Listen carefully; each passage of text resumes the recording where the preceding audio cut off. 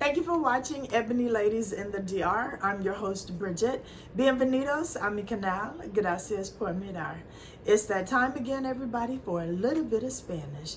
When you are out and about to handling your business, wherever you may be, it requires you to use a little bit of your Spanish.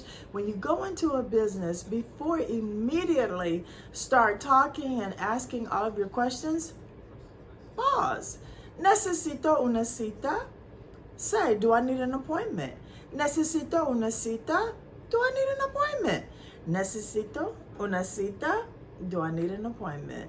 Is that easy, y'all? That's your little bit of Spanish for today. Don't forget to hit the like, subscribe, and share. Turn on your notification bell so you can get your Spanish daily. Regular episodes on Thursday. And until tomorrow for your little bit of Spanish, have a great day.